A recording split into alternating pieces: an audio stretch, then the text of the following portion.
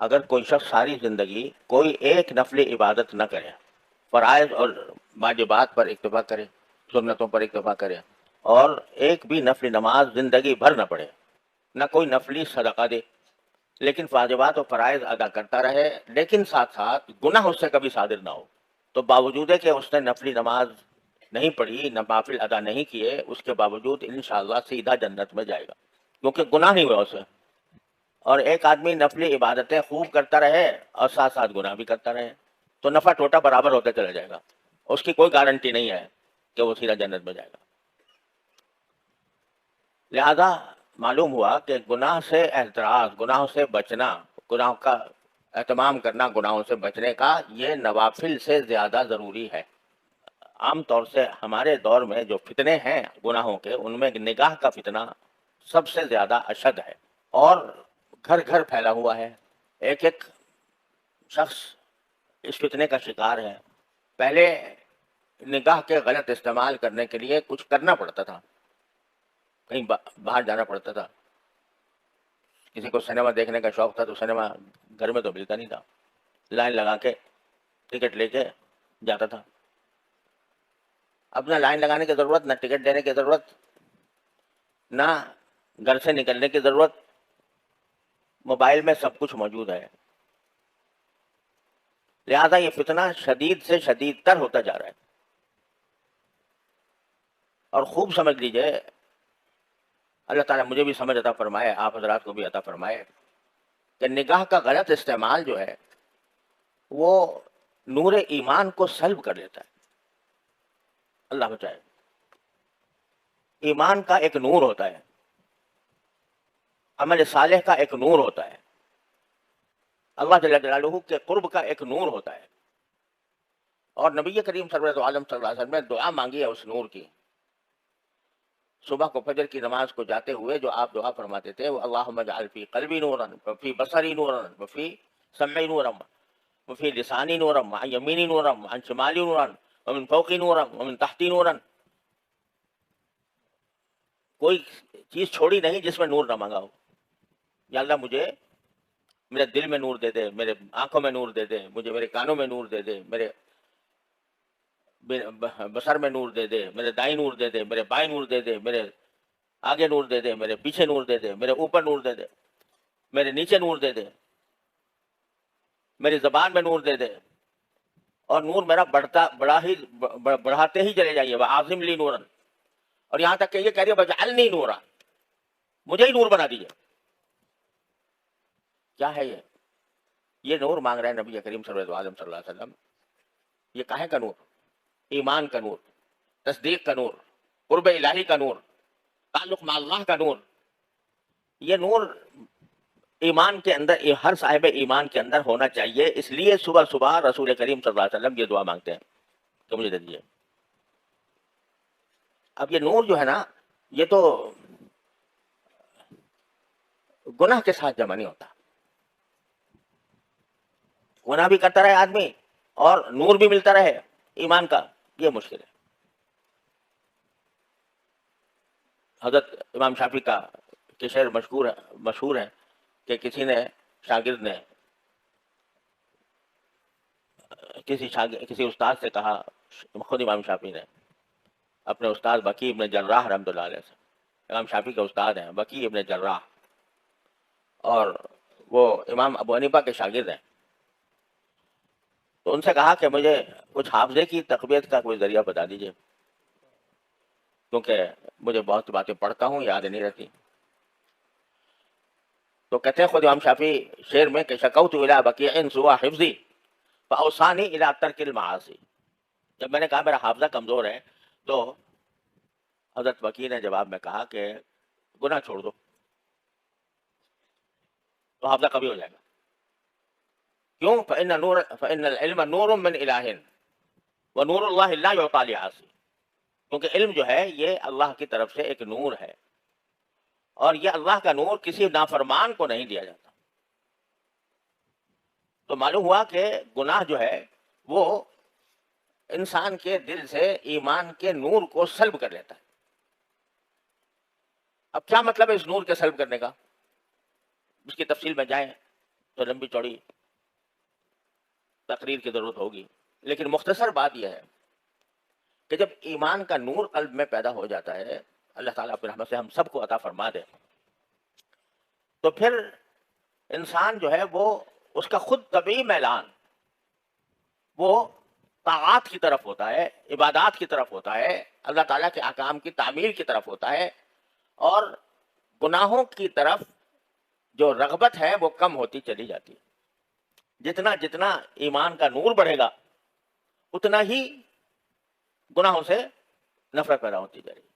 شروع میں آدمی بتکلف نگاہ گناہ چھوڑتا ہے، دل چاہ رہا ہے، دل مچل رہا ہے، دل کی خواہش ہے، تقاضا ہے کہ یہ گناہ کر لوں، لیکن پھر وہ زبردستی اپنے اوپر زبردستی کر کے اور اپنے نفس کی خواہش کو کچل کر بچ جاتا ہے۔ تو جو جو اپنی خواہشوں کو کچل کر بچتا رہے گا اتنا ہی ایمان کا نور بڑھتا رہے گا۔ پھر ایک مرحلہ ایسا آ جائے گا کہ گناہوں سے نفرت ہی ہو جائے گی۔ یہ مانگ رہے ہیں سرکار دو عالم کہ یا اللہ مجھے یہ نور عطا فرما دے۔ اب وہ ان کو سرکار دو عالم صلی اللہ علیہ وسلم تو بذات خود نور تھے، لقد جاءکم من اللہ نور و کتاب مبین، سراپا نور ہی نور تھے، اللہ تعالیٰ نے ان کو سراپا نور بنایا تھا، لیکن کیوں مانگ رہے ہیں؟ تاکہ اپنی امت کے لوگوں پر شفقت فرما کر امت کے لوگوں کو سکھائیں کہ خدا کے بندو یہ چیز مانگنے کی ہے، نور مانگو اللہ تعالیٰ سے، اور اس نور کا نتیجہ یہ ہوگا کہ انشاءاللہ گناہوں سے حفاظت بھی ہوگی۔ گناہوں کی حفاظت، گناہوں سے بچنے سے نور پیدا ہوتا ہے، اور جب نور پیدا ہوتا ہے تو مزید گناہوں سے بچنے کی ہمت پیدا ہوتی ہے، مزید ہمت ہوتی ہے تو مزید نور آتا ہے۔ یہ ایک تسلسل ہے جو بندے کو ساری زندگی جس کو حاصل کرنے کی فکر کرنی چاہیے۔ تو میں عرض یہ کر رہا تھا کہ نگاہ کے غلط استعمال سے کیا ہوتا ہے کہ یہ نور ایمان جو اللہ تبارک و تعالیٰ نے عطا فرمایا بندے کو، اس سے محرومی ہو جاتی۔ یہ آنکھ کا نور ہے نا جس سے دیکھ رہے ہو، یہ آنکھ ہی کا تو نور ہے نا، کس کا عطا کیا ہوا ہے؟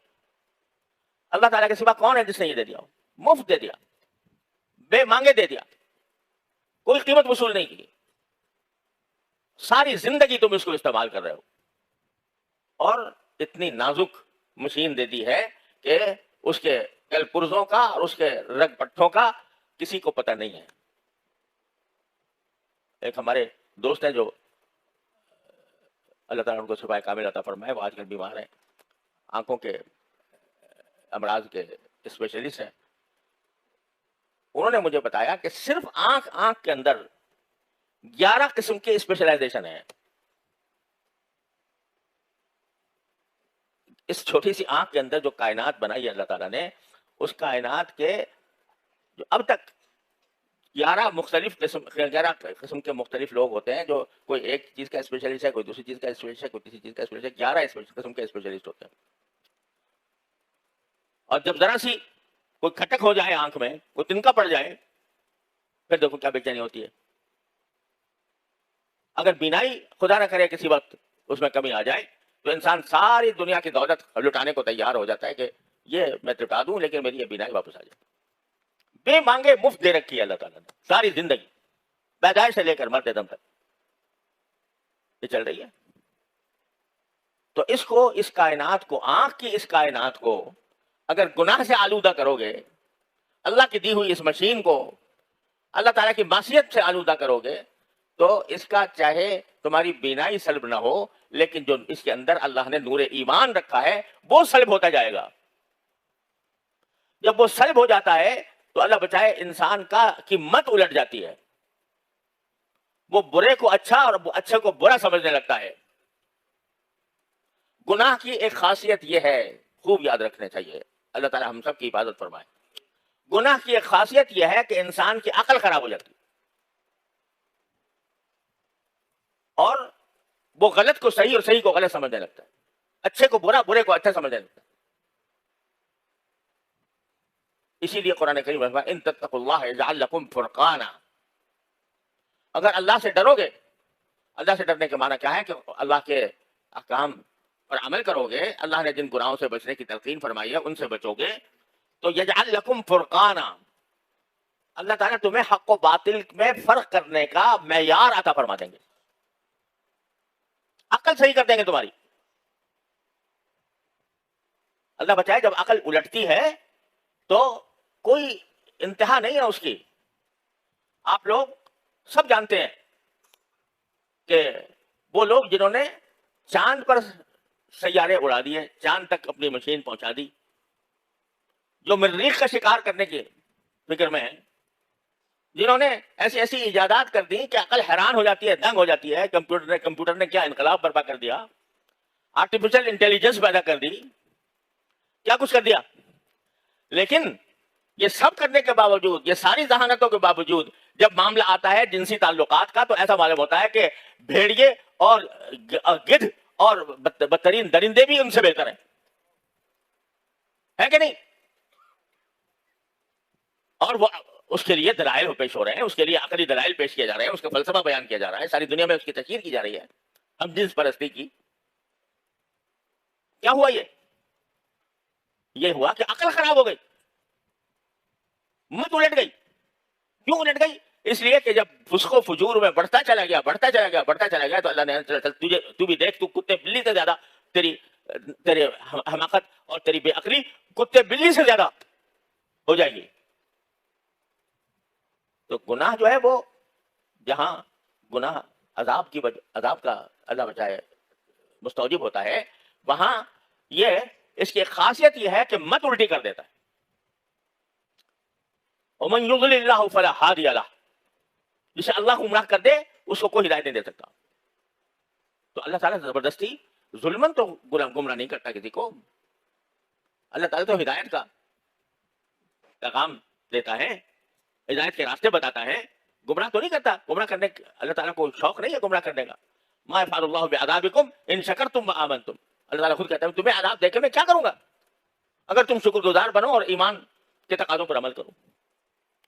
تو اللہ جل جلالہ نہیں چاہتے کہ تم گمراہی کے گڑھوں میں جا کے گرو، لیکن جب تم خود وہ راستہ اختیار کر دیتے ہو گناہوں کا، معصیتوں کا، اور اللہ کا خوف تمہارے دل سے مٹا دیتے ہو، یہ احساس مٹا دیتے ہو کہ میرا اللہ مجھے ہر وقت دیکھ رہا ہے، تو اس کا نتیجہ یہ ہوتا ہے کہ تم خود گمراہی کے گڑھوں میں جا کے گر جاتے ہو۔